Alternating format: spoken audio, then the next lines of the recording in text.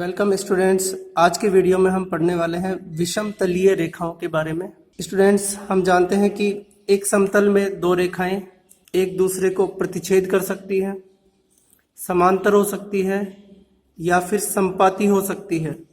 परंतु अंतरिक्ष में कुछ ऐसी भी रेखाएं हो सकती है जो न तो प्रतिच्छेद करती है और न ही समांतर होती है और न ही संपाती होती है। स्टूडेंट्स, ऐसी रेखाओं को हम विषम तलीय रेखाएं कहते हैं। जैसे कि मैं यहाँ पर बना के बता रहा हूँ आपको। इस तरीके से अगर आप देखोगे तो ये ऐसी रेखाएं हैं जिनको आगे बढ़ाने पर ये ना तो प्रतिच्छेद करेगी, ना ये रेखाएं समांतर है और ना ही इनको एक तल में लिया जा सकता है, क्योंकि ये रेखाएं एक समतल में समाहित नहीं हो सकती हैं। अतः इनको विषम तलीय रेखाएं कहा जाता है। जब विषम तलीय रेखाओं के बीच की दूरी की बात होगी तो हम ऐसे रेखाखंड को ज्ञात करेंगे जो इनके बीच की न्यूनतम दूरी को बताता हूँ।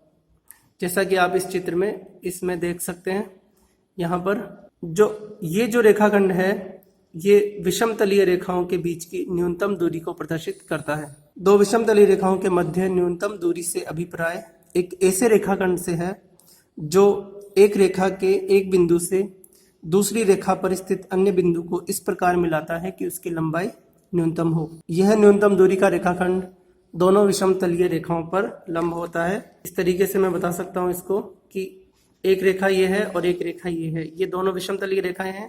तो ये जो ढक्कन है ये दोनों रेखाओं पर लंब है।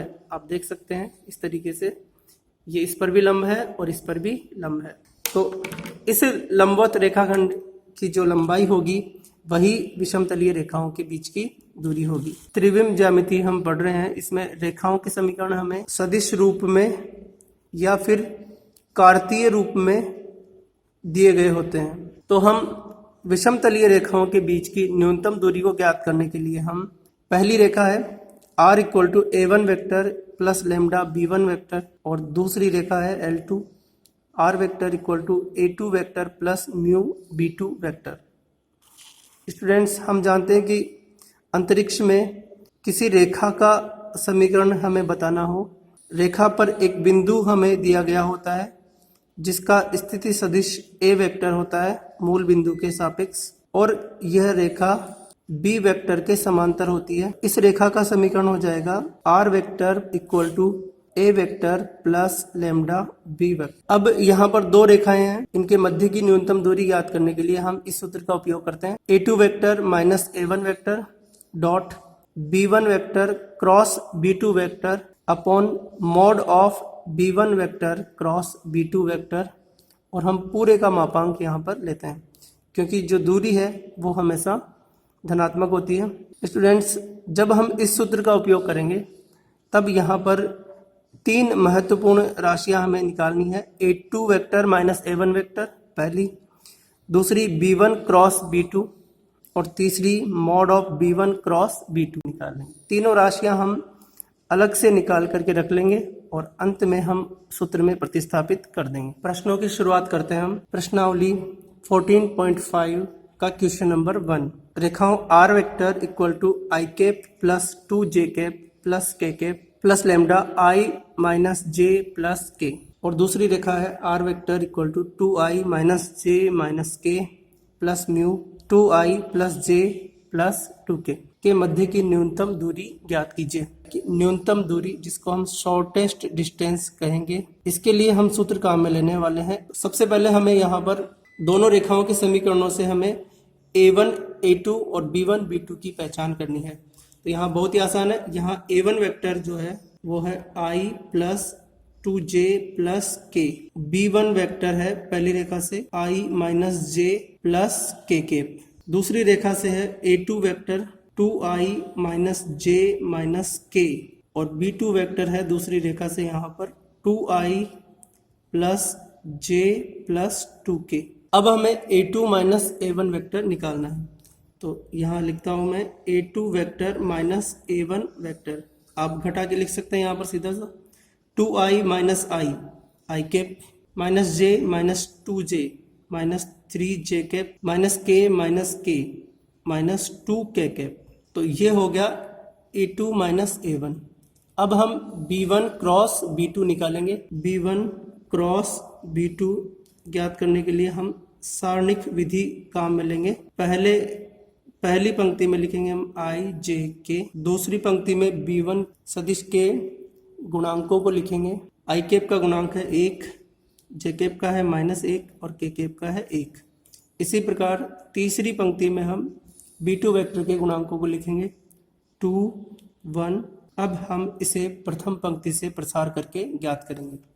यहाँ लिख सकता हूँ मैं I cap -1 into 2 -2 -1 into 1 1 minus J cap into पहली पंक्ति और दूसरे स्तंभ को दबा लेंगे 2 -2 प्लस K कैप पहली पंक्ति और तीसरे स्तंभ को दबा लेंगे 1 -2, तो प्लस हो जाएगा यहाँ पर, तो ये आ जाएगा -3 I कैप, ये हो जाएगा 0 J कैप और 3 K कैप। अब यहाँ पर हमें ज्ञात करना है B1 क्रॉस B2 का मापांक। हम जानते हैं कि XI plus YJ plus ZK इसका मापांक होता है √x² plus y² plus z²।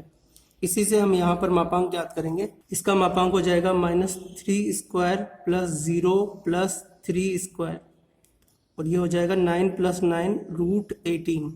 तो यहाँ पर हमारे पास तीनों वैल्यूज आ गई है।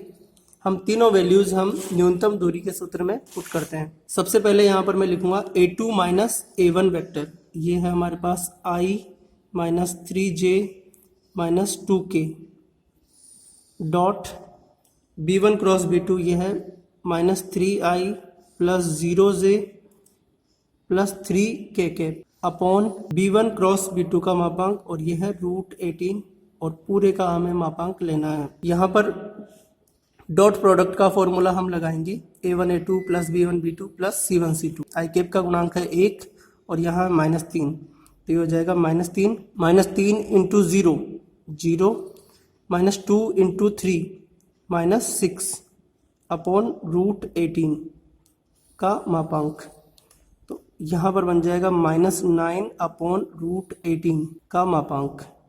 इसको हम और सरल कर सकते हैं, मापांक लेंगे तो पॉजिटिव में आ जाएगा 9 और √18 को मैं ऐसे लिख सकता हूँ 2 इंटू 9, तो ये बन जाएगा 9 अपॉन √2 और √9 की वैल्यू हो जाएगी 3 से 3 टाइम्स कैंसिल होगा, तो इसका आंसर आ जाएगा 3 अपॉन √2 इकाई। स्टूडेंट्स, यही इस प्रश्न का सही उत्तर है।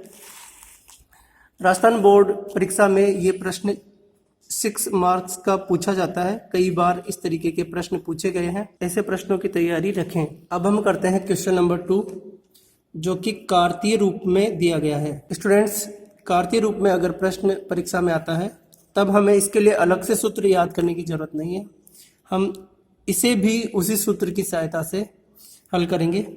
यहाँ पर हमें कार्तीय रूप में सरल रेखा का समीकरण इस रूप में होता है x minus x1 upon a, y minus y1 upon b और z minus z1 upon c। ये सरल रेखा का मानक रूप होता है।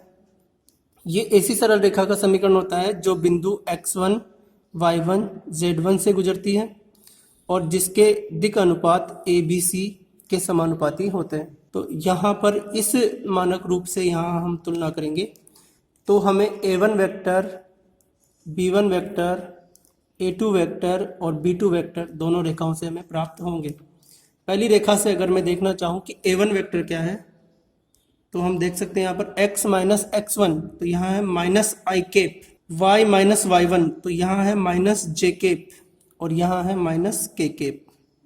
तो ये A1 वेक्टर हमें प्राप्त हो गया। B1 वेक्टर यहाँ पर इसके दिक् अनुपात से हमें पता चलेगा, तो B1 वेक्टर यहाँ हो जाएगा 7 I cap minus 6 j cap plus k caps. इसी प्रकार दूसरी रेखा से हमें A2 वेक्टर मिलेगा, वो होगा x माइनस x1 से यहाँ मिल जाएगा 3 I cap plus 5 j cap plus 7 k cap. इसी प्रकार B2 वेक्टर इसके दिक् अनुपातों से मिलेगा 1 माइनस 2 1 I j के लगा देंगे हम यहाँ पर I minus 2 j plus k cap. Students, अब ये क्वेश्चन पिछले प्रश्न की तरह ही बन चुका है। अब इसको आसानी से हल किया जा सकता है। वही काम यहाँ पर हम करेंगे। A2 minus A1 3i minus minus आई, तो ये प्लस हो जाएगा, तो 4i cap. 5j minus minus जे, तो ये भी प्लस हो जाएगा, 6j। 7k माइनस माइनस के, तो ये भी प्लस हो जाएगा, तो ये भी हो जाएगा 8k कैप। तो ये A2 माइनस A1 आ गया। अब हम B1 क्रॉस B2 निकालते हैं। पहली पंक्ति में होगा i j k, दूसरी पंक्ति में B1 वेक्टर के गुणांक आ जाएंगे 7 माइनस 6 एंड 1। B2 वेक्टर के गुणांक आ जाएंगे तीसरी पंक्ति में 1 माइनस 2 1।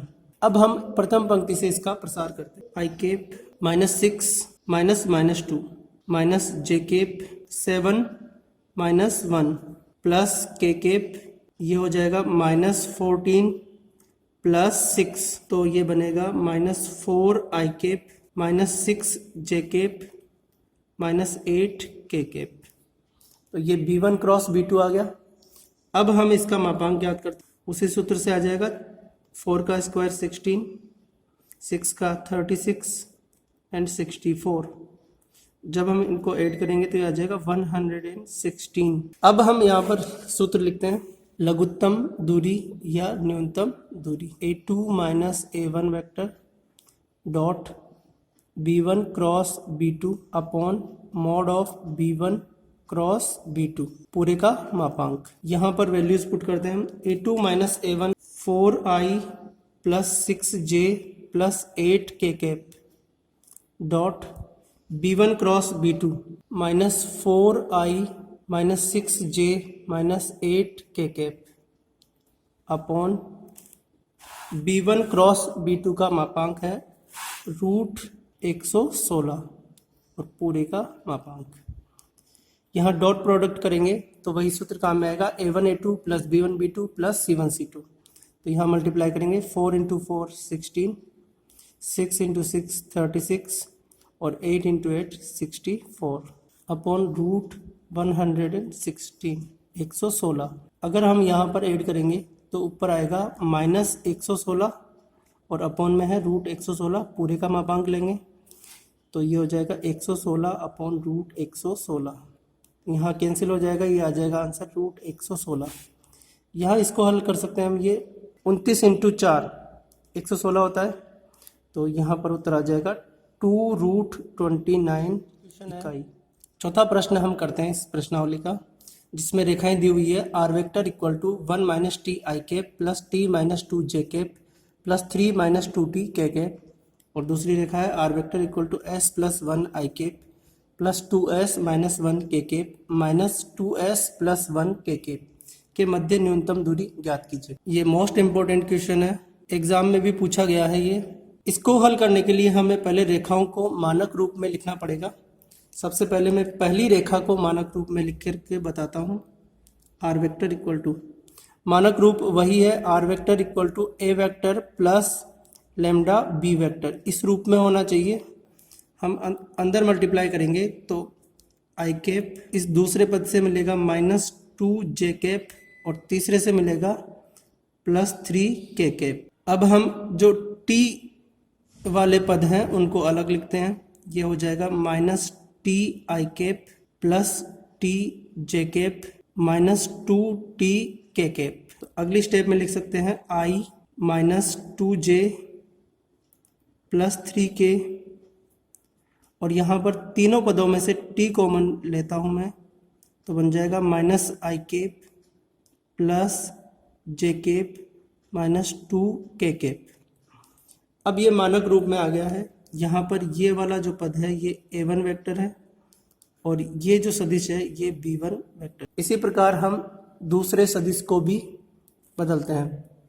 दूसरा सदिश है r वेक्टर इक्वल टू, यहाँ s वाले पद अलग करूँगा और i j k वाले पद अलग करूँगा। s वाले पद हम अलग लिखेंगे, i into 1 i cap j cap है, ये हो जाएगा माइनस जे केप और यहाँ से हो जाएगा माइनस के केप। और s वाले पद हम अलग लिखेंगे तो ये हो जाएगा s i cap plus 2s j cap minus 2s k cap, i minus j minus k plus तीनों में से s कॉमन आ जाएगा, यहाँ बचेगा i plus 2j minus 2k तो स्टूडेंट्स यहाँ पर जो दूसरी रेखा है उससे हमें A2 वेक्टर ये मिल जाएगा और ये जो सदिश है ये B2 वेक्टर हो जाएगा। आगे हम प्रश्न उसी तरीके से हम हल करेंगे। तो स्टूडेंट्स ये था आज का वीडियो। इस वीडियो को अपने दोस्तों के बीच में ज़्यादा से ज़्यादा आप शेयर करें और इसी प्रकार के और वीडियो प्राप्त करने के लिए आप चैनल को सब्सक्राइब कर सकते हैं।